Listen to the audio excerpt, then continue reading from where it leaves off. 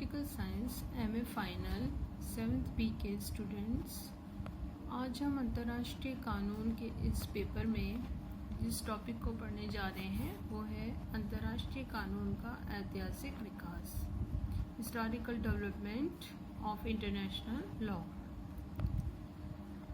आप लोग सब जानते हैं कि अंतर्राष्ट्रीय कानून विश्व स्तरीय कानून है। हम पिछले लेक्चर्स में पढ़ ही चुके हैं कि ये विभिन्न जो विश्व के देश हैं उन पर लागू होने वाले कानून हैं और इन कानूनों का किस तरह से विकास हुआ है, इसका इतिहास क्या रहा है, इसकी क्या ऐतिहासिक पृष्ठभूमि रही है, ये सारी चीज़ें पढ़ना हमारे लिए आवश्यक है, क्योंकि उसी आधार पर हम अंतर्राष्ट्रीय कानून को, उसकी प्रकृति को स्पष्ट कर सकते हैं। अंतर्राष्ट्रीय कानून कब अस्तित्व में आए और कब से ये लागू होकर और कब से निर्मित होकर ये विश्व स्तर पर देखे जाते रहे हैं, ये एक निश्चित समय नहीं है और निश्चित रूप से इसको स्पष्ट तो नहीं किया जा सकता। जैसा कि डॉक्टर संपूर्णानंद ने भी कहा है कि ये उतने ही प्राचीन है जितना कि मानव समाज।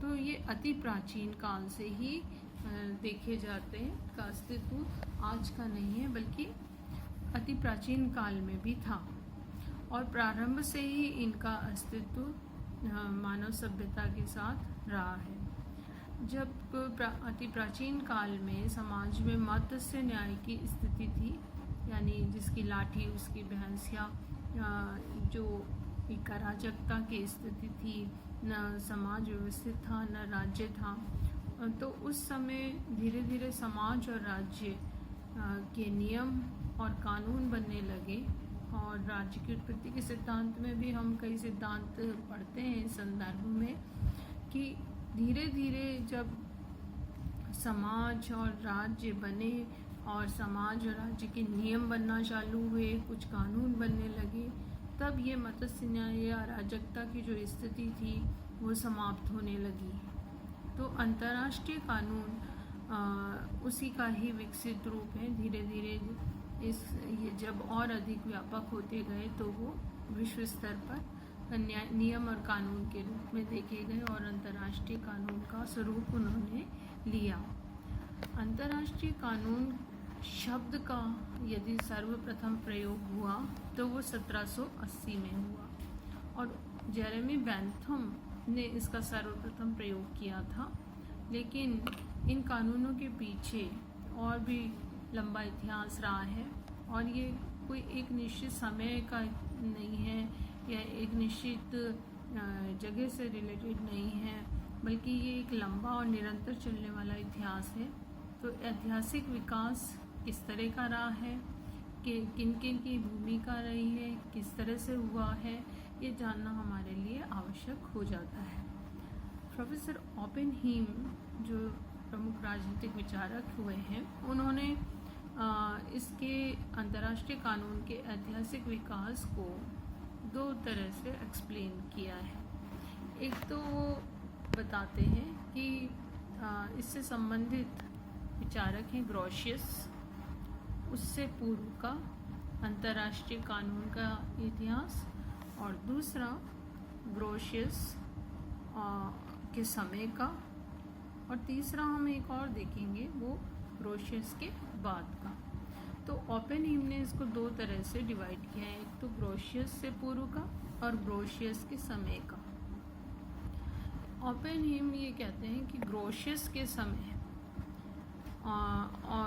और उससे पहले भी, क्योंकि ग्रोशियस एक प्रमुख अंतर्राष्ट्रीय कानून के नेता थे, उनके समय से ये विधिवत रूप से इनका विकास हुआ।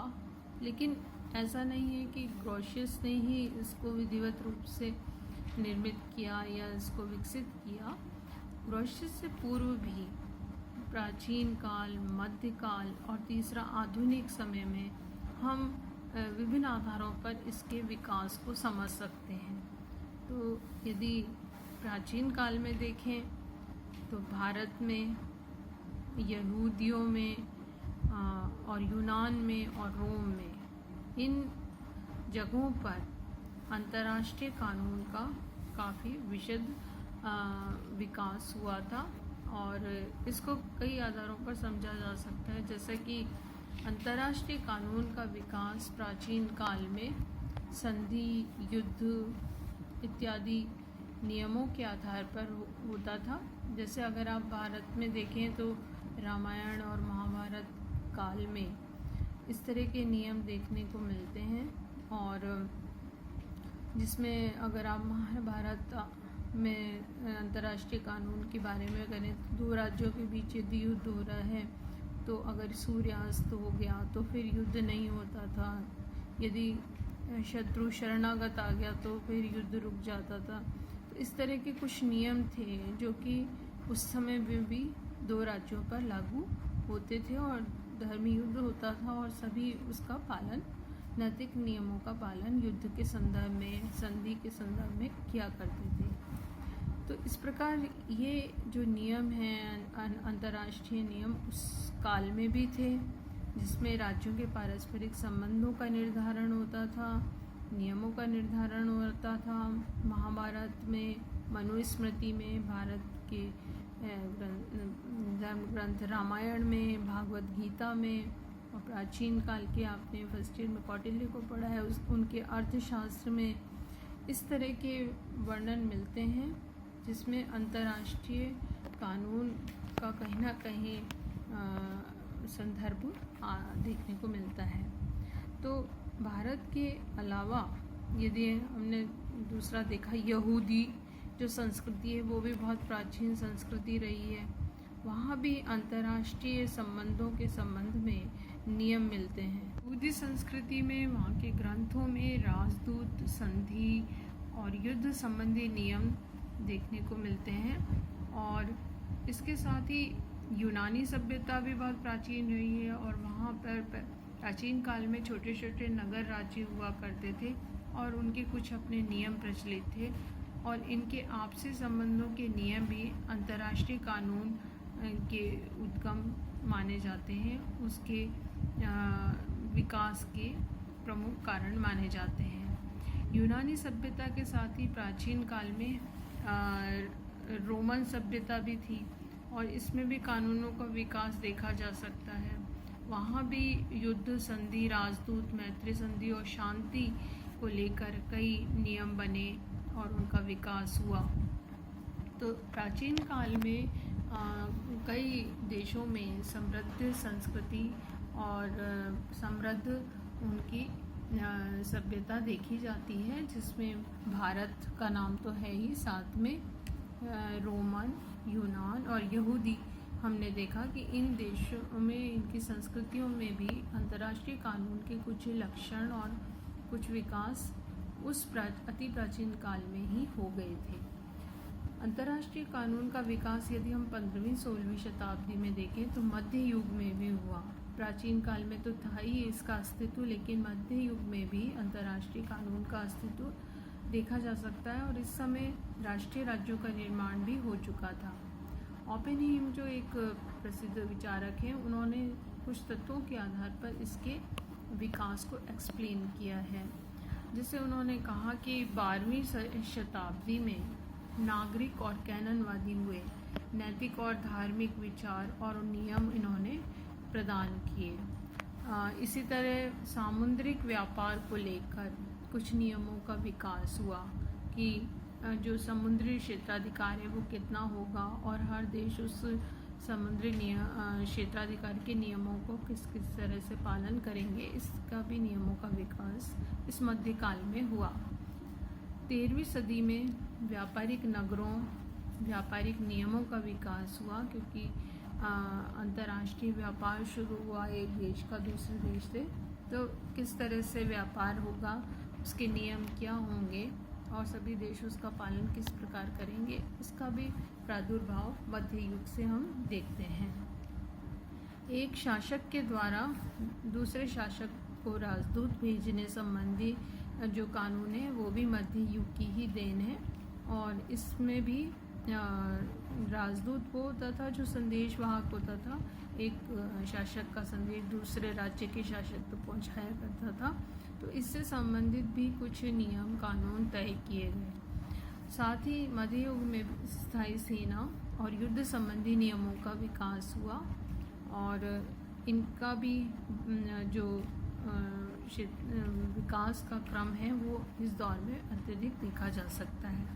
15वीं शताब्दी में यूरोप में पुनर्जागरण हुआ था, धर्म सुधार हुआ और उसके कारण नया ज्ञान का संचार हुआ।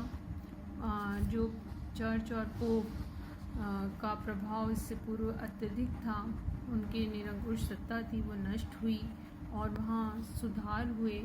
तो इनका भी हम देखते हैं कि इसके बाद जब नए नियम आए, नए कानून आए, तो उसने भी अंतर्राष्ट्रीय कानूनों को और अधिक विकसित किया। साथ ही 1305 में फ्रांस के कानून विशेषज्ञ हुए पीटे डुओआइस, उन्होंने एक किताब लिखी डेरी कप्टेंसनी टोरी सानिटी। इसके द्वारा उन्होंने शांति पर आधारित कुछ सुझाव और नियम बताए थे और इसने भी अंतर्राष्ट्रीय नियम और कानूनों का विस्तार किया और उनको और अधिक वृद्धि की। मध्य युग में तो ये विभिन्न प्रकार के हमने देखे। साथ ही अब हम देखेंगे आधुनिक युग में भी अंतर्राष्ट्रीय कानूनों का विकास हुआ। आधुनिक युग में राष्ट्रीय राज्य विकसित हो ही चुके थे और अलग अलग स्वतंत्र संप्रभु देश विश्व में देखे जा सकते हैं।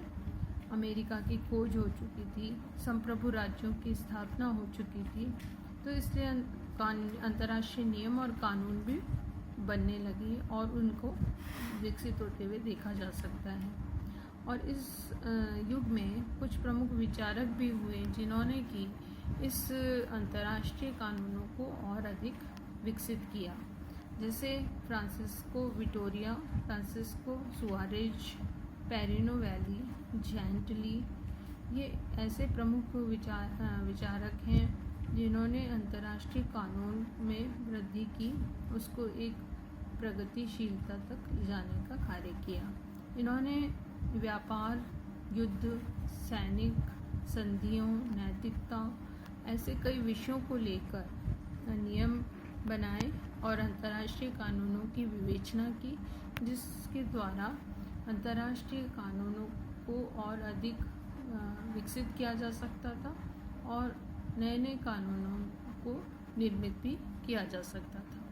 तो इस तरह हमने देखा कि ग्रोशियस से पूर्व, जिनका महत्वपूर्ण नाम है अंतर्राष्ट्रीय कानून के विकास के क्षेत्र में, तो ग्रोशियस से पूर्व भी ये सारा जो क्रम है वो देखा जा सकता है प्राचीन काल, मध्य युग और आधुनिक युग में। और दूसरा जो ओपेनहीम ने बताया है वो है ग्रोशियस के समय का अंतर्राष्ट्रीय कानून का विकास।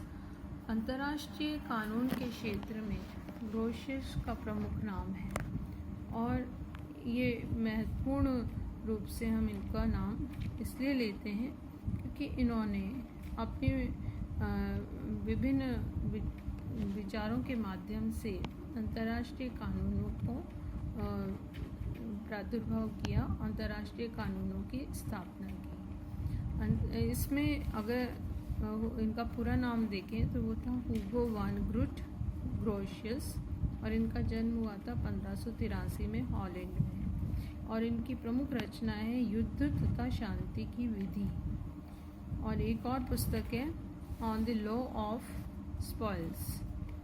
तो ये एक प्रमुख अंतर्राष्ट्रीय कानून के विधिवेत्ता कहे जाते हैं।